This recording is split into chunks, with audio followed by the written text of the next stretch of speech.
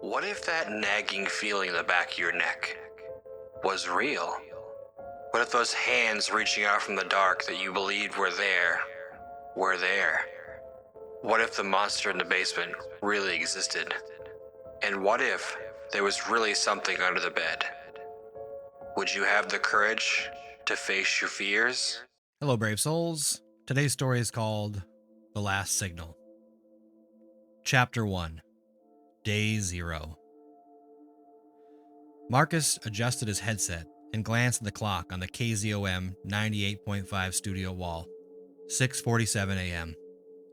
Outside the windows of the downtown Portland radio station, the morning rush hour was usually light. He'd noticed it yesterday too, but chalked it up to the flu outbreak that had been dominating the news cycle. Good morning, Portland. You're listening to KZOM, your voice in the storm. I'm Marcus, and if you're just tuning in, we've got reports of continued disturbances in the Hawthorne district. Police are asking residents to stay indoors while they investigate what they're calling coordinated civil unrest. He paused, scanning the news feed on his monitor.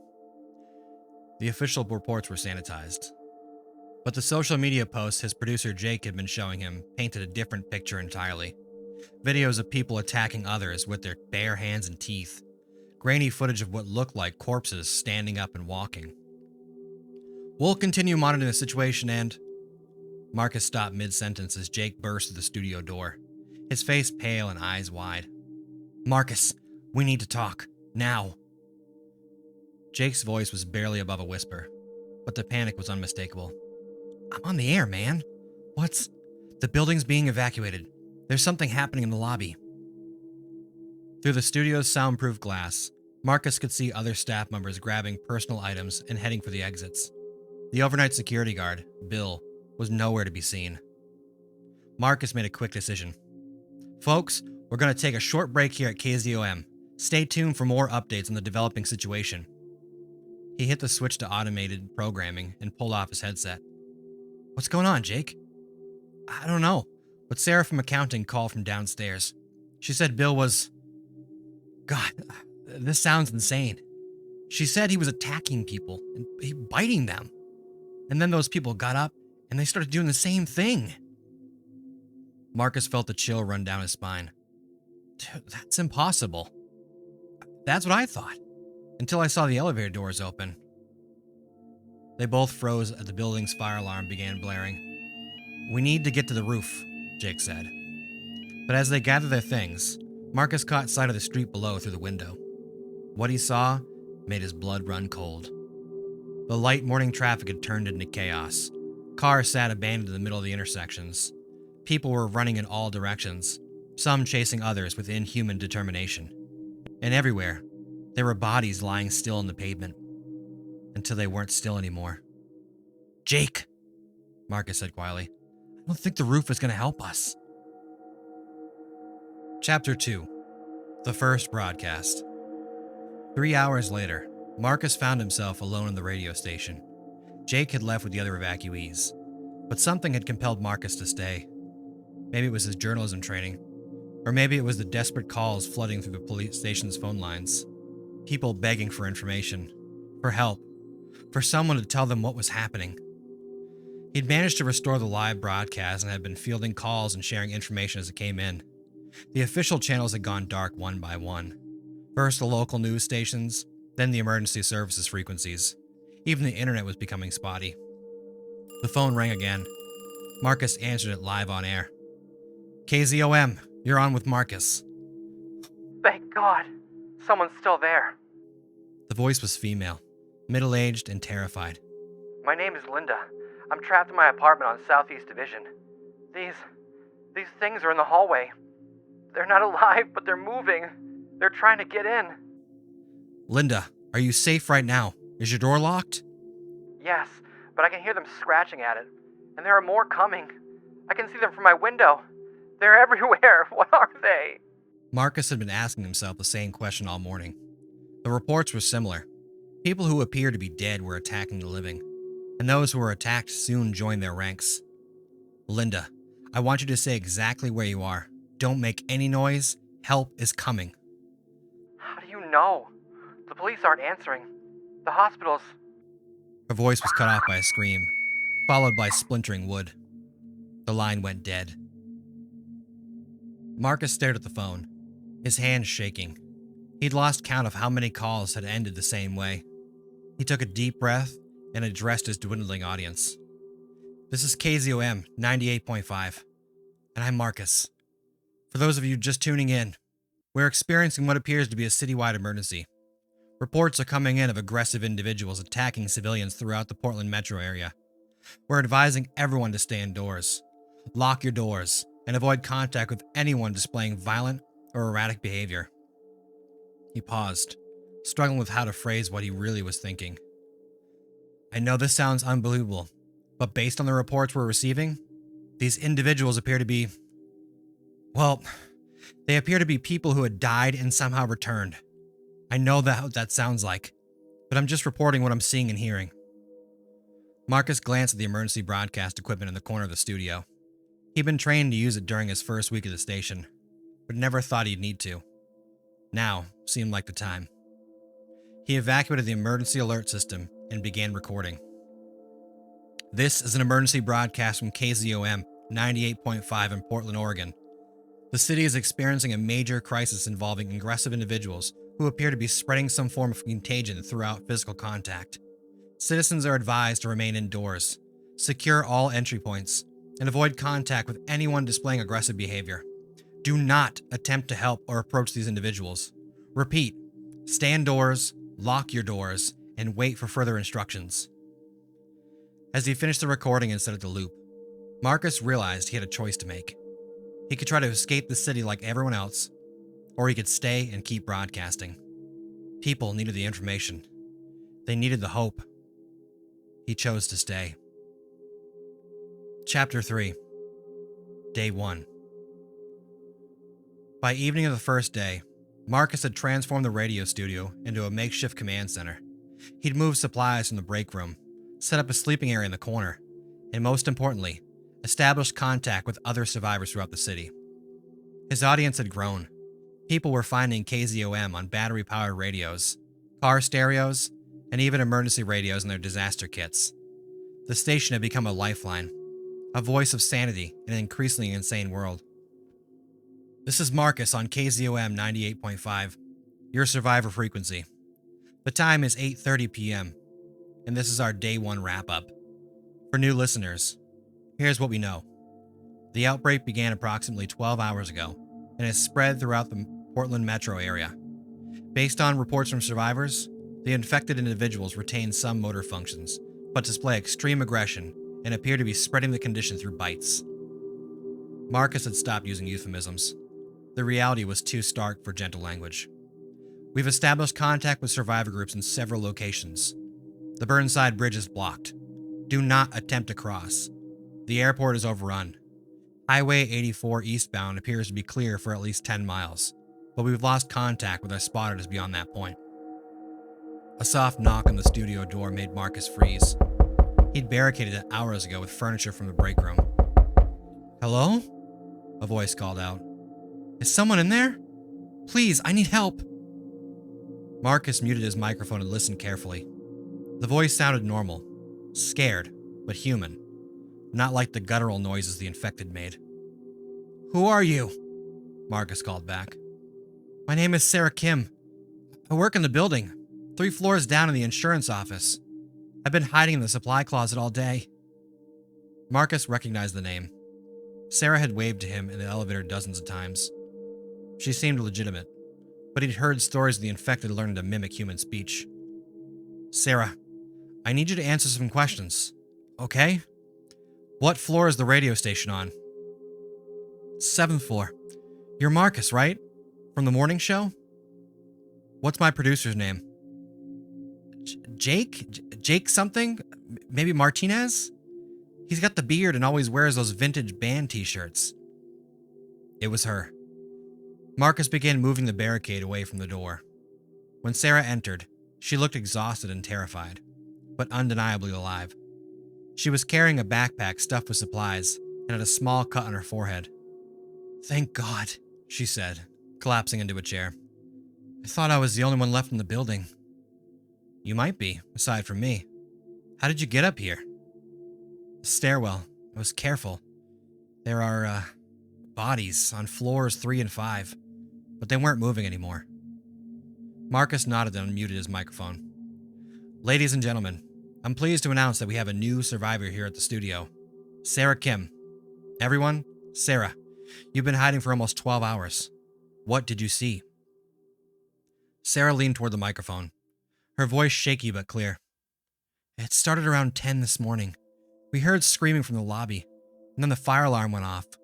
My boss told us to evacuate, but when we got to the stairwell, we could hear those sounds coming from below, like animals but worse. What did you do? I went back to the office.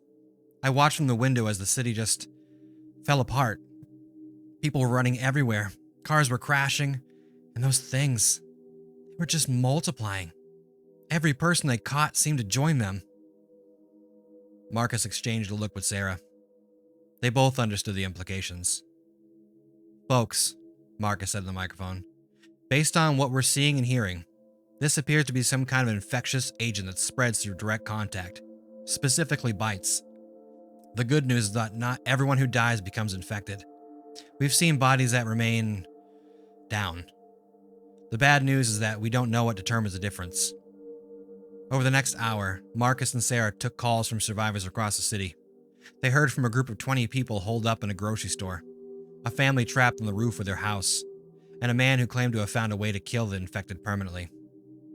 You have to destroy the brain, the caller said. His name was David, and he claimed to be a former military medic. Headshots, blunt force trauma to the skull, anything that causes severe brain damage. I've tested it. They don't get back up. This was new information, and potentially vital. David, are you certain about this? Absolutely. I'm in the basement of Providence Hospital right now. I put down maybe a dozen of them. As long as you destroy enough brain tissue, they stay down. Marcus felt a flicker of hope.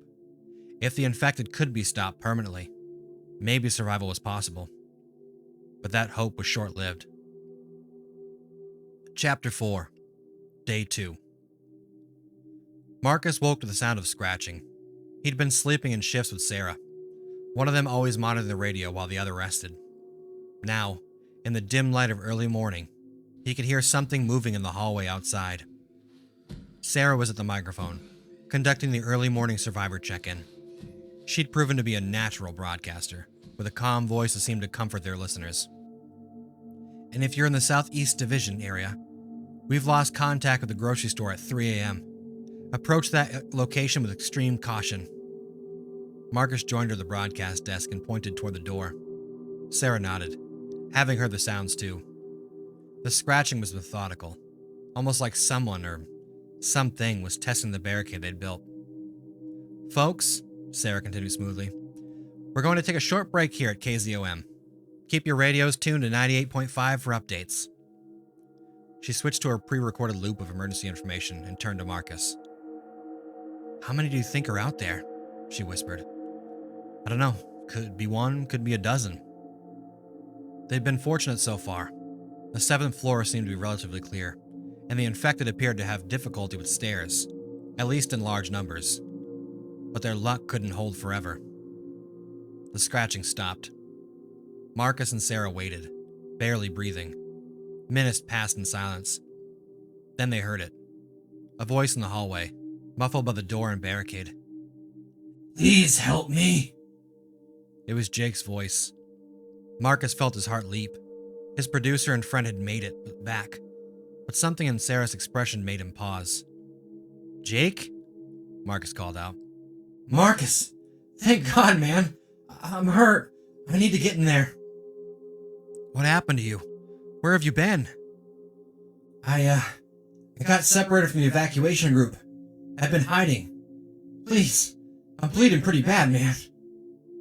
Marcus started toward the barricade, but Sarah grabbed his arm. Wait, she whispered. Ask him something only Jake would know. Marcus nodded. Jake, remember last month when you spilled coffee on the mixing board?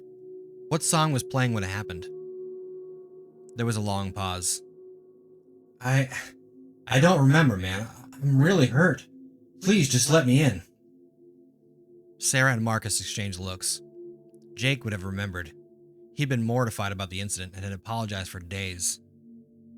Jake, what's your last name? Another pause. Martinez. Come on, Marcus, you know me. The voice was definitely Jake's, but something was wrong. The infection, the rhyme of speech, it was too perfect, like a recording being played back. That's not Jake, Sarah whispered. As if responding to her words, the voice in the hallway changed subtly. The pleading tone disappeared, replaced by something flat and cold. Marcus, Sarah, we know you're in there. The voice was still Jake's, but the words were definitely not something Jake would say. We've been listening to your broadcasts. It's very helpful stuff. You've told us where all the survivors are hiding. Marcus felt sick. Had they been leading the infected to other survivors this whole time? The voice continued, now joined by others. Voices Marcus recognized from previous radio call-ins. Linda, the woman from Southeast Division. David, the medic from Providence Hospital. Dozens of voices speaking in unison. Thank you for bringing us together. Now it's time for you to join us. The scratching resumed, but now it was coming from multiple points along the doors and walls. They weren't just at the door anymore. They were everywhere. Chapter 5. The Truth. As the sounds of the infected trying to break in grew louder, Marcus made a desperate decision. He turned on the microphone and began what he knew might be his final broadcast. This is Marcus on KZOM 98.5. If you're listening to this, you need to know the truth about what's happening. Sarah looked at him in alarm, but he continued. The infected, they're not just mindless monsters. They're learning. They can mimic voices, probably from the people they've absorbed, and they've been listening to our broadcasts. The scratching intensified, and Marcus could hear the barricade beginning to shift. If you're a survivor listening to this, assume that any voice you hear might not be human. They've learned to sound like us, to trick us into opening doors, into revealing our locations. A piece of the barricade fell away, and Marcus could see shadows moving in the gap. They're organized, they're intelligent, and they're using our own words against us. Sarah grabbed his arm. Marcus, we need to find another way out. But Marcus was focused on the broadcast. This information could save lives. The infected seem to retain memories from their hosts. They know things only the original person would know. But there are subtle differences, emotional responses, and speech patterns. Trust your instincts. You know the people you know. The barricade was failing. Marcus could see hands, or what had once been hands, reaching through the gaps. Most importantly, Marcus continued, they're using our communication network against us. Radio, phones, any way we've been coordinating. They're listening and learning. The first infected pushed through the gap in the barricade. It had once been Bill, the security guard, but now its skin was gray and its eyes were milky white. When it spoke, it was in Marcus's own voice. Hello, Portland. This is Marcus on KZOM 98.5. More infected poured through the opening. Marcus recognized some of them. People from the building. People from the street below. But others were strangers, all speaking in voices that weren't their own. Sarah screamed as one of them grabbed her, but Marcus kept broadcasting. This is the real Marcus. Whatever you hear after this, it's not me. It's not human. Don't trust. Dead hands pulled him away from the microphone. Chapter 6. The Last Signal.